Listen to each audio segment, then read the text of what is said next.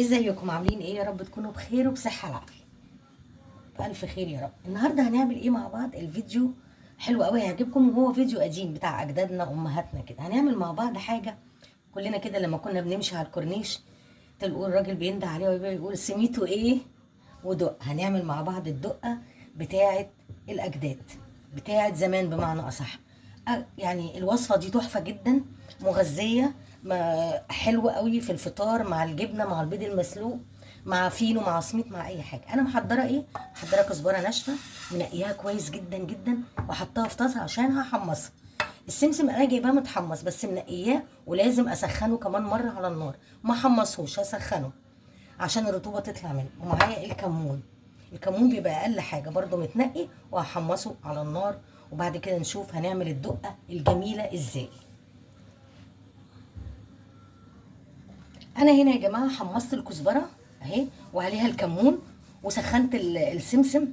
مش قادره اقول لكم على فوائد الكزبره، طبعا كلكم عارفينها، فوائدها كتيره جدا جدا، حاجه انعم علينا ربنا سبحانه وتعالى. وكذلك الكمون. السمسم بقى فوائده كتيره قوي قوي، خصوصا لمرضى السكر. دي الطريقه الاصليه بتاعت امي، الله يرحمها ويحسن اليها ويرحم امواتنا والمسلمين. كانت بتعمل الكميه كبيره في بطرمان وتحط لنا منها على الفطار، مع عيش مع جبنه مع بيض مسلوق. آه، في بقى بيعملوها بالفول السوداني، وانا بعتبر ده افتكاسه، او بالحمص، مش الحمص الكبير اللي بنعمل بيه الكشري، لا، الحمص اللي بنجيبه من المقله. طبعا انا بفضل الطريقه القديمه بتاعت جدتي ووالدتي، واكيد كتير مننا عارفين الطريقه دي، لكن الطريقه التانية انا ما جربتهاش ومش بحبها، لان دي طعمها في الاخر تحفه. طبعا انا سخنت السمسم وحمصت الكمون والكزبره، وهنبدا نشوف هطحنها في الطحانه واوريها لكم في الاخر تبقى عامله ازاي. تحطيها بقى في علبه ببطرمان، تعملي معلقه معلقه براحتك. ريحتها مش قادره اقول لك، طعمها تحفه، عن تجربه. اعمليها ومش هتندمي، حاجه سهله جدا يعني، تاخدش وقت. هبدا اطحن وارجع لكم تاني. كده خلاص يا جماعه الدقه طحنته كله. السمسم حضر ايه بقى؟ معلقه ملح مش كبيره، وقلب الكلام ده كله مع بعض اهو. ما تكتريش الملح عشان ما تبقاش حادقه. مش قادره اقول لك وانا بقلبها ريحتها عامله ازاي. هقلب بقى الملح مع السمسم مع الكمون. احلى دقه. محضره ايه بقى؟ محضره السميد اهو، عشان ناكل سميد بدقه، ومحضره بيض مسلوق. جربيها هتعجبك جدا. انا دلوقتي هفطر منها مع كوبايه شاي حلوه كده، مغذيه. السمسم مغذي، الكزبره مغذيه، كل حاجه فيها يعني حاجه طبيعيه، ما هياش مضره اصلا.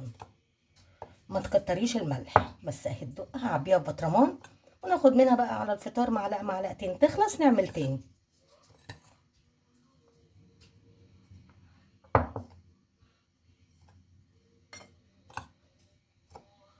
تبرد بقى كمان، هي سخنه احطها في علبه او في بطرمان واسيبها ونسحب منها. تقدري تعملي نص كوبايه كزبره، ربع كوبايه سمسم، حسب ما انت عاوزه. تعملي كل يوم، لو مش عايزه تعملي وتشيلي اهي. اهي يا جماعه الدقه في منتهى الجمال. انا هحطها في برطمان وارجع لكم.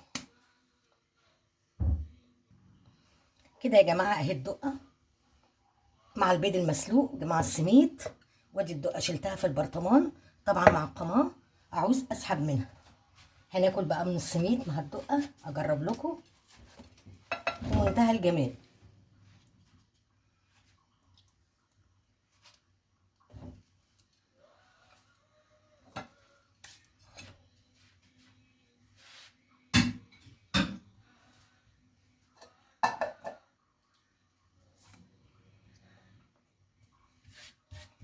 عملت معاكم فيديو حلو قوي، الدقه الجميله بتاعت امي وامكم وجداتنا القديمه، مش الجديده اللي بيحطوا فيها سوداني وحمص، لا.